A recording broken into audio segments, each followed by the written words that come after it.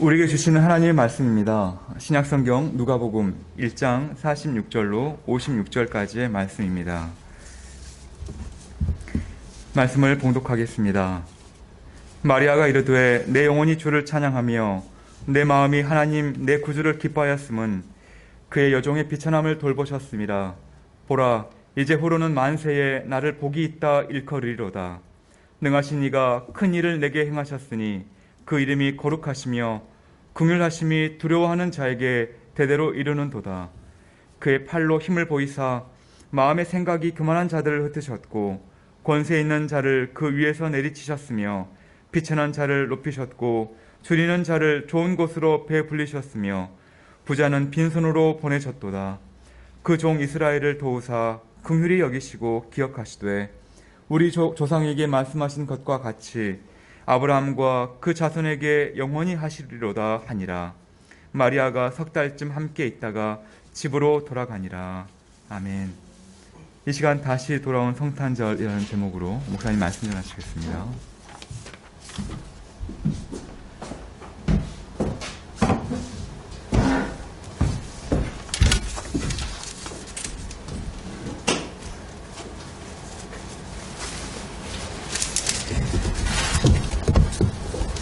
네.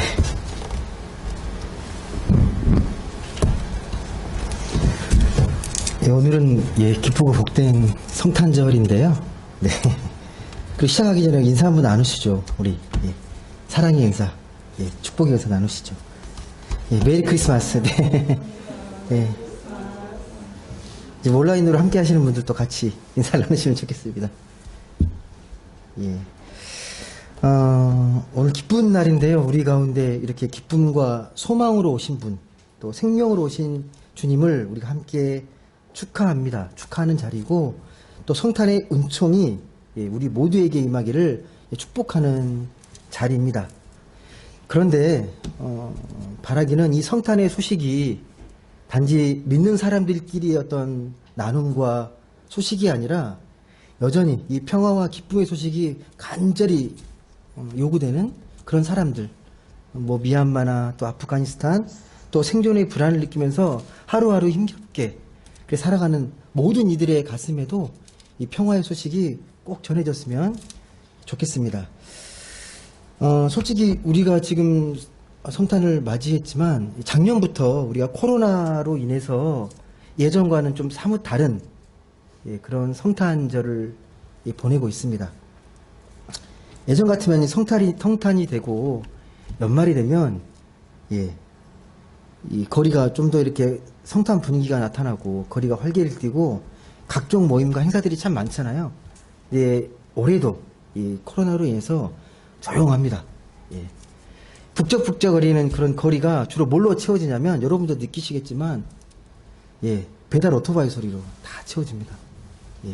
그 빈자리들이 그 빈 공간들이 우리가 생각하는 예전의 성탄 분위기나 풍경을 좀 그리기가 참 어려운 때를 우리가 지금 현재 지나가고 있습니다.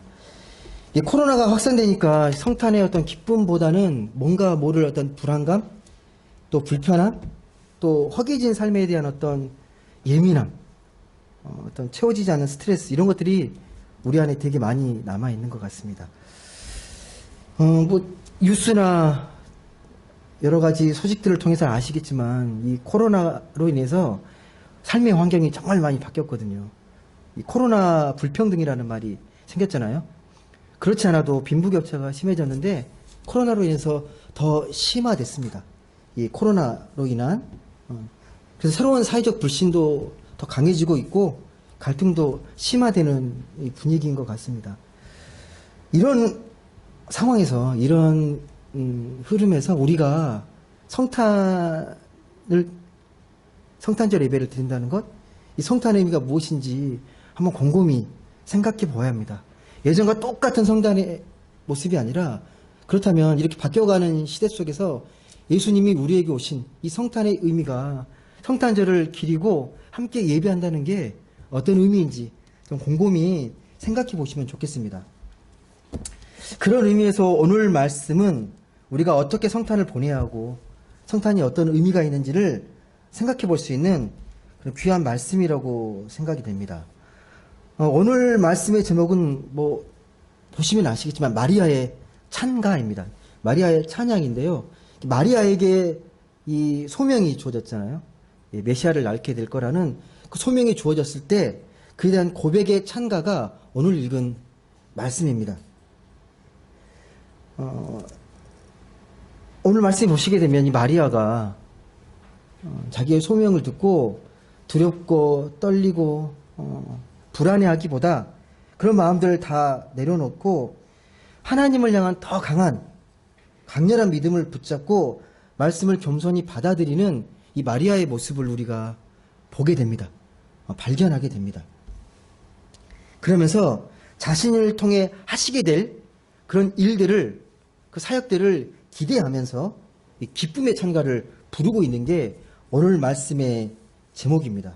특히 찬가의 내용을 보시게 되면요, 태어나시게 될 그 우리 예수 그리스도, 그분이 어떠한 모습으로 오시게 되는지, 어떤 사역을 하시게 될 것인지에 대해서 미리 예언하면서 기록이 되어 있습니다. 한번 보시겠습니까? 누가복음 51장부터 53절까지 우리에게 오실 메시아가 어떠한 모습으로 우리에게 오셔서 사역을 하시는지, 하실 일이 무엇인지가 기록이 되어 있습니다. 한번 같이 읽어보겠습니다. 시작. 그의 팔로 힘을 보이사 마음의 생각이 교만한 자들을 흩으셨고 권세 있는 자를 그 위에서 내리치셨으며 비천한 자를 높이셨고 두리는 자를 좋은 것으로 배불리셨으며 부자는 빈손으로 보내셨도다. 아멘. 혹시 어떤 예수 그리스도의 모습이 연상이 되십니까? 태어나실 예수 그리스도께서 이렇게 하시겠답니다. 그러니까 말구유에서 태어나신 그 아기 예수, 순진하고 천진난만하게 저 침묵하면서 평화롭게 잠들어 있는 그 아기 예수의 모습이 아니라 좀 강렬한 사역들이 나와 있습니다. 교만한 자들을 다 흩으시고 가난한 자들을 배불리시고, 그러니까 하나님의 권능을 행하시면서 이 마음이 교만한 자들, 하늘 높은 줄 모르고 자아도취되어 있는 교만한 왕들, 그런 자들을 다 끌어내고 멸시받고 차별받고 소외되어 있는 그런 사람들을 하나님이 높이시겠다고 말씀합니다. 더 구체적으로는 줄인 자들을 먹이시고 또 자기 배만 채우는 부자들을 빈손으로 돌려보내시겠다라고 오늘 우리에게 말씀하고 있습니다. 이게 오늘 우리가 맞이해야 될 예수 그리스도의 모습입니다. 여러분, 예수님이 언제 태어나신지 아시죠? 지금부터. 그 탄생 시기가 마태복음이랑 누가복음에 기록이 되어 있는데, 마태복음에는 헤롯 왕 때로 기록되어 있고, 오늘 읽은 이 누가복음에는요, 아우구스투스 황제 때라고 기록이 되어 있습니다. 이렇게 연대를 정확히 기록한 건, 그러니까 예수님이 탄생하신 그 연도를 역사적인 사건이고 정확한 일이다라는 걸 보여주기 위한 것도 있지만 더 깊은 의미가 있습니다. 왜냐하면 예수님이 이 당시에 어떤 시대에 태어나서 어떤 것을 했는지를 그 시대 속에 비춰보게 되면 예수님이 어떠한 주님이신지를 더 깊이 이해할 수 있기 때문에 그 시대를 이렇게 기록합니다. 참고로 예수님이 탄생하실 때는 헤롯 왕 때라고 기록이 되어 있거든요. 근데 이 헤롯 왕은 참고로 정통 유대인이 아니에요. 이둠의 에돔 출신입니다. 이방인의 피가 섞여 있는 그런 왕입니다. 그래서 이 통치 기간 동안 계속 자기 입지에 대해서 불안해합니다. 계속 유대인들이 그 왕권의 정당성에 대해서, 정통성에 대해서 계속 비판하고 도전하기 때문에 자기 입지를 불안을 느끼고 그것들을 지켜내기 위해서 여러 가지 일들을 하거든요. 그 대표적인 게 뭐냐면 그 로마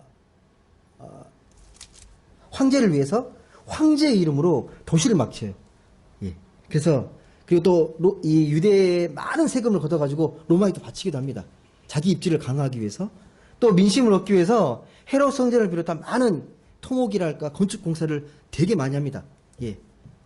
그런데 이런 토목 공사나 이런 모든 것들이 다 이 백성들의 고요를 짜서 하는 거라서 그 백성들의 삶이 계속 피폐해지고 황폐해져 갑니다. 그러니까 헤롯 왕에 대한 이 불신과 이 원망이 점점점 커지는 거예요.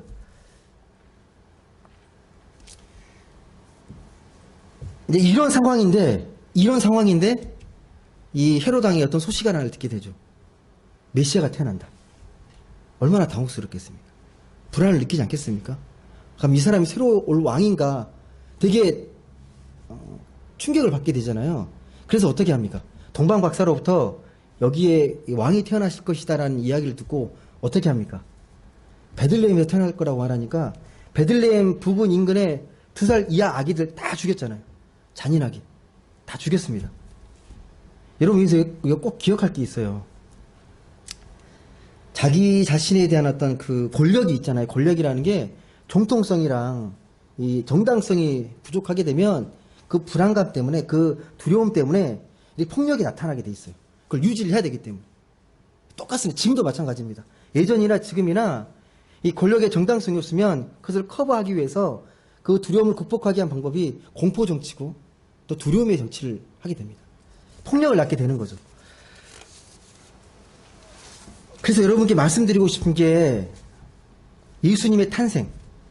이 예수님의 탄생이 우리가 생각하는 것처럼 고요하고 평화롭고 목가적이고 그런 아름다운 분위기가 아니라는 거예요. 예수님이 태어나실 때는요, 그렇게 살떨리는 이 생명의 위협을 느끼는 긴장감, 긴박감이 있었어요. 예. 걸리면 죽는 거예요, 걸리면. 예, 그냥 사라집니다. 그런 와중에 태어나신 분이 예수 그리스도이십니다. 그래서 저는 개인적으로 성탄이 되면 캐롤을 부르고 뭐 이렇게 즐겁게 이렇게 찬송을 부르잖아요. 근데 너무 즐거움과 이런 그런 것들이만 기쁨에만 너무 담겨 있는 게 아닌가. 그 이면에 예수님이 탄생에 대한 더 깊은 의미를 갖고 우리가 캐롤을 부르고 이렇게 성탄 찬송을 부르게 되면 그 의미를 더 많이 우리가 알게 될 텐데 라는 좀 아쉬움이 있습니다. 보통 우리가 이 성탄 찬송 그러면 완전하고 흠이 없는 뭐 아기 예수 또 천사들의 노래 뭐 고요한 밤 기쁨 이런 것들이잖아요. 중요한 내용들인데 거기에 더 깊은 의미 예수님께서 어떻게 태어나셨는지 어떻게 탄생하셨는지에 대한 더 깊은 우리의 이 신앙적인 성찰이 담겨 있어야 크리스마스를 제대로 우리가 풍성하게 이해할 수 있게 됩니다. 요즘의 성탄절은 어떤 의미일까요? 네. 오늘날의 그 성탄절 풍경을 보면 잘 아시잖아요. 이 성탄이 철저하게 이 상업화되고 이 소비 문화로 변질되어 있잖아요. 여러분 성탄하면 믿지 않은 사람들도 가장 먼저 떠오르는 게 뭔지 아세요? 성탄 그러면 크리스마스 선물 아닙니까? 누구나 성탄절 되면 선물 받고 싶어 합니다. 생일 선물처럼 성탄 선물을 자기가 받고 싶어 합니다. 예. 성탄 선물을 이게 뭐 나쁘다거나 부정하는 의미가 아니고요. 당연히 예수님께서 오셨는데 우리가 함께 기쁨을 나누고 또 이렇게 성탄의 선물을 통해서 축하하고 기뻐하는 것 되게 좋은 의미입니다. 거기에만 매몰돼서는 안 되죠. 거기에만. 예. 성탄의 진정한 의미, 참 정신을 회복해야 우리가 성탄다운 성탄을 보낼 수 있게 됩니다. 여러분 그러면 성탄의 참된 의미, 진정한 의미가 뭘까요?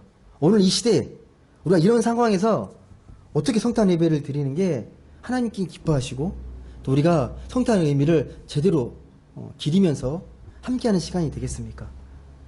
어떻게 성탄 예배 드리면 되죠? 오늘 마리아 찬가에 대해서 우리가 보고 있는데 이 마리아 찬가를 잘 보십시오. 예수님이 어떤 사역을 하시는지. 주님께서 이 땅에 오셔서 하신 사역을 보시게 되면 이 성탄의 의미가 더 명확해질 수 있습니다. 다시 말씀드리지만 주님은 이 땅에 오셔서요. 부자들이랑 힘 있는 자들과 함께 하신 게 아니라 힘없고 소외되고 차별받고 천대받던 사람들과 함께 하시고 그들의 소리에 귀를 기울이셨습니다. 그들을 도우려고 무던 애를 쓰셨습니다.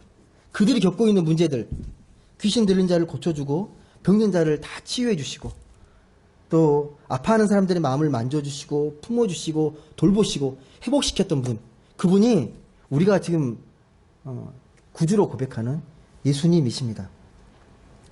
그러니까 주님은 이 땅에 연약한 영혼들을 찾아가서 그들을 고치고 치유하고 온전한 심령으로 회복되길 원하셨습니다. 왜 그러냐면 당시에 많은 힘없고 약한 자들, 많은 백성들이 죄짐에 시달렸거든요. 자기는 이제 구원받지 못하는, 구원과 멀어져 있는 사람들이다. 예. 아무런 희망도 없이 이 죄인이라는 무거운 짐을 지고 살아갔던 사람들이 당시 예수님이 태어났을 때의 백성들의 실상이었어요.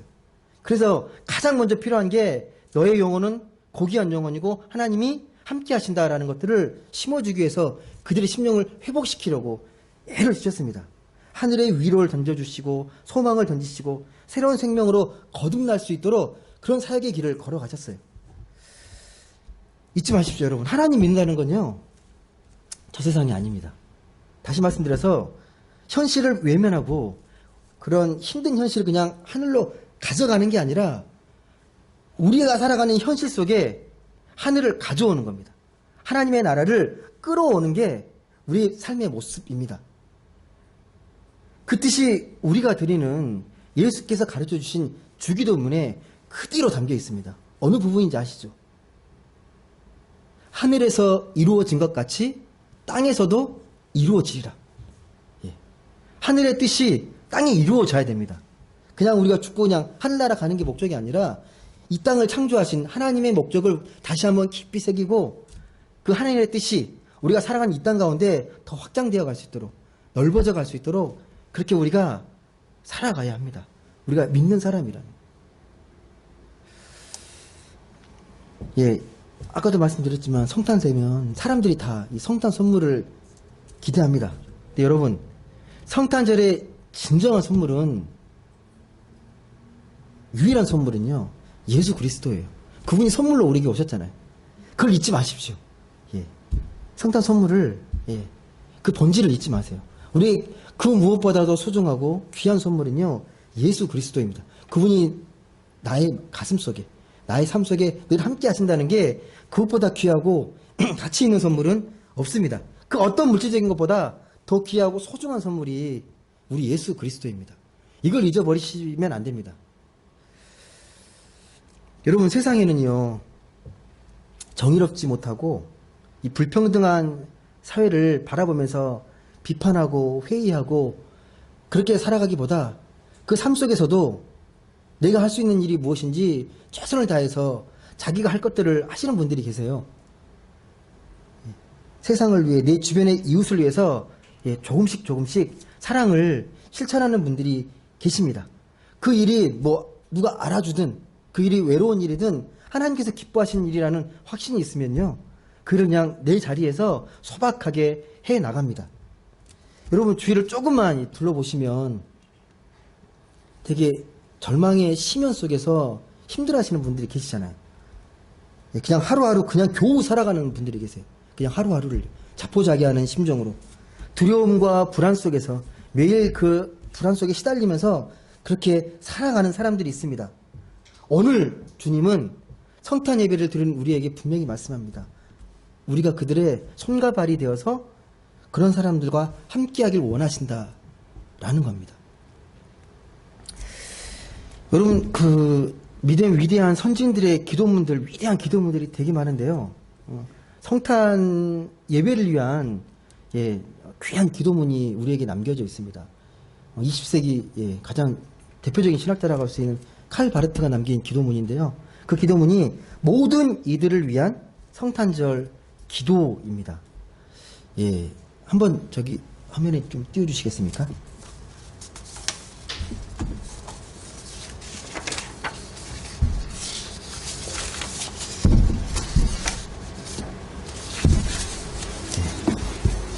모든 사람을 위한 성탄절 기도.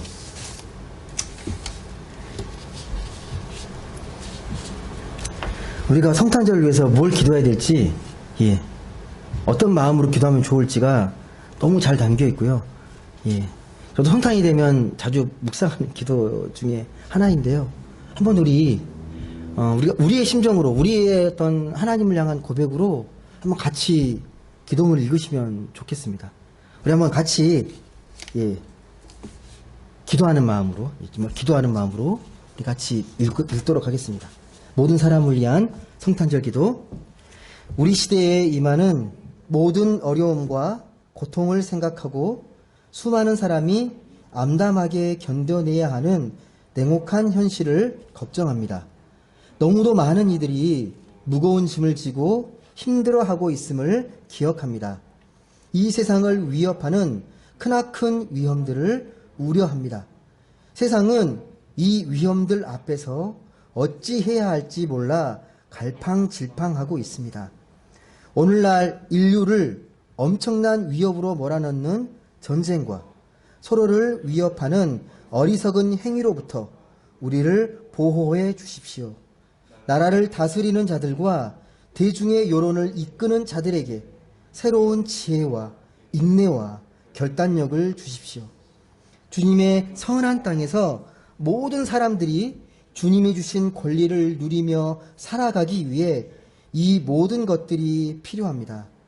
병든 사람들, 마음이 상한 사람들, 가난한 사람들, 추방당한 사람들, 압제당하는 사람들, 불의로 고통받는 사람들, 부모님이 없거나 부모님의 돌봄을 받지 못하는 어린 아이들을 기억합니다. 그리고 도움이 필요한 모든 사람들을 기억합니다.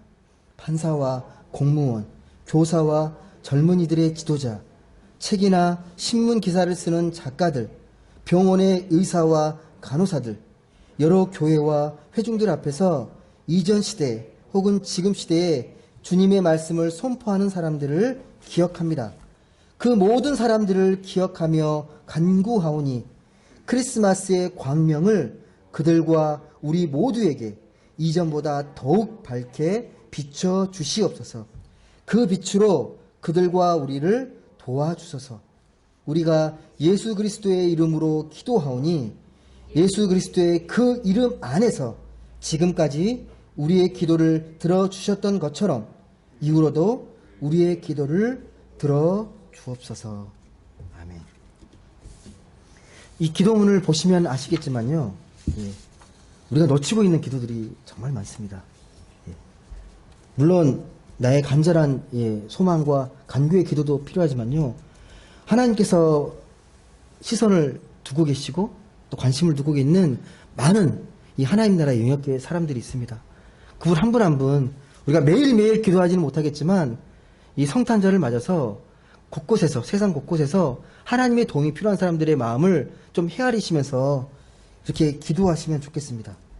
이 성탄의 의미가 그래서 우리만의 성탄이 아니라 모든 이들의 성탄임을 꼭 기억하셨으면 좋겠습니다. 그런 성탄의 진정한 의미를 깨닫고 세상이 아무리 어둡게 보이고 절망스러워 보이고 냉랭한 것처럼 보여도 하나님은 여전히 우리에게 소망과 이 생명이라는 밝은 빛을 비추시면서 우리도 주님처럼 세상에 밝은 빛과 사랑을 비추는 그런 삶이 되시길 원하는 걸 꼭 기억하셨으면 좋겠습니다.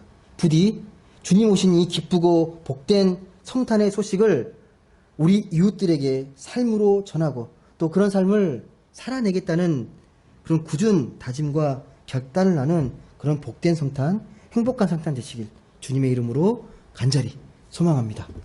기도하겠습니다.